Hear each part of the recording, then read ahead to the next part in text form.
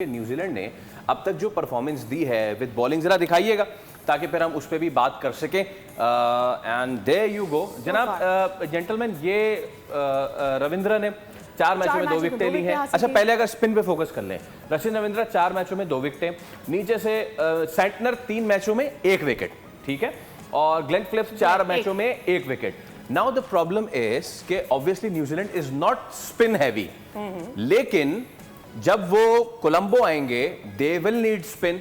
अब यही सेंटनर जिन्होंने, और ये सारी इंडिया की विकेटों पे इन्होंने विकेट ली हुई है। अच्छा, जहां तक फास्ट बॉलर का ताल्लुक है, लोकी फर्गसन ने 4 लिए हैं, मैट हेनरी ने 4 लिए हैं। आई मीन एक अच्छा बॉलिंग यूनिट तो है तनवीर भाई, लेकिन इतना परचेज नहीं मिला है। जब आपकी फॉर्म अच्छी नहीं होती तो ऑटोमेटिकली आपकी विकेट्स नहीं मिलती, तो तभी आपकी इकोनॉमी इतनी ज़्यादा होती है। तो ये भी एक एज है इनके पास, लेकिन हम क्यों कहते हैं कि दूसरी टीम्स हमारे अगेंस्ट फॉर्म में आ जाती हैं, क्योंकि हमारे पास उस तरीके से रन्स नहीं हो रहे ना हमारे पास बैट्समैन है सिवाय साहिबजादा फरहान के, ठीक है। तो इनकी पूरी कोशिश होगी कि साहिबजादा फरहान को आउट करें, बाकी देखी जाएगी ये होता है। क्योंकि आप हर मैच वो देख लें जिसमें साहिबजादा फरहान जल्दी आउट हुआ है, आपकी इकोनॉमी एकदम से स्लो हो गई है, क्योंकि खेलने वाला नहीं है ना।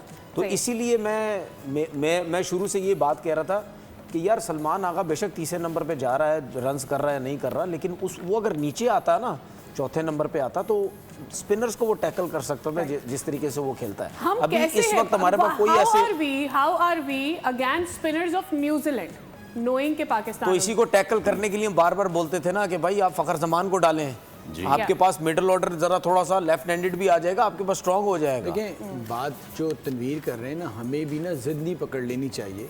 अगर हम सलमान को नीचे बेहतर तरीके से यूज़ कर सकते हैं तो हम एक जिद पकड़ के रह जाते हैं। जहाँ तक आपने बात की कि स्पिनर्स को, तो भाई हम तो आपने बाकी जो टीमें थी वो दत्त आउट कर रहा था नेदरलैंड का, वो कौन सा कोई बड़ा तौसीफ है, मंझावा स्पिनर था यार। मतलब हम तो आउट होने के लिए स्पिनर कोई भी कर रहा है, हम उसके अगेंस्ट तो मुश्किल में ही आ रहे होते हैं। सवाल ये भी है ना कि हम कैसा करेंगे स्पिनर्स के अगेंस्ट। हम तो कोई अच्छा नहीं, हम अगर आपने अपने नंबर्स नहीं देख लिए सिवाय 200 के, बाकी सब जो है वो 66, 88, 44, 20, 22, 80, मतलब आप क्या कर रहे होंगे। वहाँ स्पिनर्स ही तो थे जो, वो भी पार्ट टाइम स्पिनर्स थे ना।